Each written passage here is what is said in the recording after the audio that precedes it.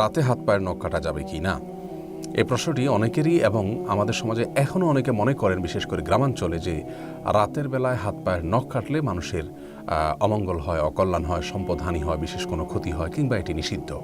মূলত কোরআন হাদিসের কোথাও রাতের বেলায় হাত পায়ের নখ কাটা কিংবা গোপ ছোট করা কিংবা চুল কাটা কিংবা ঘর ঝাড়ু দেওয়া কিংবা খাবার শেষে প্লেট ধুয়ে সে পানি বাহিরে ফেলা ইত্যাদি, অথবা কোনো গাছের পাতা ইত্যাদি ছেঁড়া, ফসল ইত্যাদি ছেঁড়া রাতের বেলা, এগুলোকে কোরআন হাদিসের কোথাও নিষেধ করা হয়নি। আর কোরআন হাদিসে কোনো কিছুকে নিষিদ্ধ না করা হলে সেটিকে নিষিদ্ধ বা অমঙ্গলের মনে করাটা এটি কুসংস্কার এবং এক ধরনের শিরকি বিশ্বাস, যা থেকে আমাদের বেঁচে থাকতে হবে।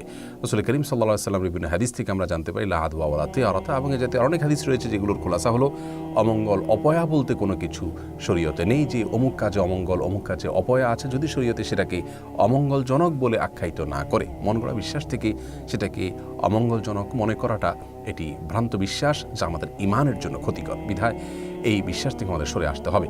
অনেক হিন্দুরা মনে করেন, বিভিন্ন ব্লগে আমি দেখেছি যে তাদের ধারণা মতে লক্ষ্মী সন্ধ্যাবেলায় বাসা বাড়িতে বাড়িতে যান, তাদের দেবতা, এবং ওই সময় কেউ হাতের নখ কাটলে বা কোনো কিছু পরিষ্কার করলে, ময়লা ইত্যাদি শরীরে এগুলো পরিচ্ছন্ন করতে গেলে, বিশেষ করে হাত পায়ের নখ টক ইত্যাদি কাটতে গেলে তিনি রুষ্ট হয়ে যান এবং তাতে সম্পদের ক্ষতি হয়। এটা হিন্দুদের শিরকপূর্ণ বিশ্বাস, যা একজন মুসলিম কোনো অবস্থাতেই ধারণ বা লালন করতে পারেন না।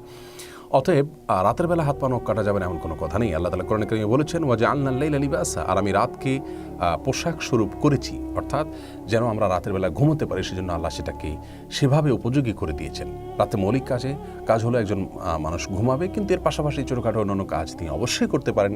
কোনো প্রকার নিষেধাজ্ঞা বা ক্ষতি তাতে নেই। ক্ষতি আছে মনে করলে সেটি তার ইমানের জন্য ক্ষতিকর হবে। বরং একটা সময় আমাদের দেশে বা অনেক এলাকাতে হয়তো ইলেকট্রিসিটি ছিল না, যার কারণে অন্ধকারের মধ্যে চেরাগের নিভু নিভু আলোতে বা আলো আধারিতে কিংবা মোমবাতির আলোতে, স্বল্প আলোতে যদি হাত পায়ের নখ কাটতে যেত, তাহলে সেক্ষেত্রে হয়তো সেটি যথাযথভাবে হতো না বা খুব সুন্দরভাবে হতো না।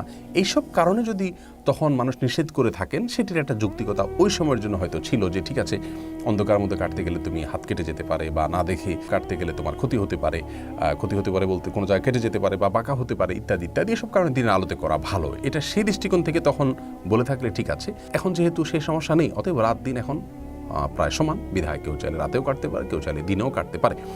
বাকি রাতে কাটলে ক্ষতি হবে, এই বিশ্বাসটা কোনো সময়ের জন্যই সঠিক নয়, এটা সম্পূর্ণ ভুল ধারণা। অনেকেই বলে থাকেন যে রাতে হাত পায়ের নখ কাটলে চোখের জ্যোতি কমে যায়। আসলে ওই যে আলো আধারিতে বা অল্প আলোতে, যখন ইলেকট্রিসিটি ছিল না, তখন খুব বেশি চোখের উপরে প্রেসার দিয়ে এই সমস্ত করতে গেলে হয়তো চোখের ক্ষতি হবে, এই ধারণা থেকে তারা হয়তো বলেছেন। কিন্তু আজকে যেহেতু এটি প্রযোজ্য নয় এবং সঠিক নয়, বিধায় চোখের জ্যোতি কমে যাবে, এটিও ভুল ধারণা হবে। বিধায় রাতে হাত পায়ের নখ কাটাতে কোনো অসুবিধা নেই।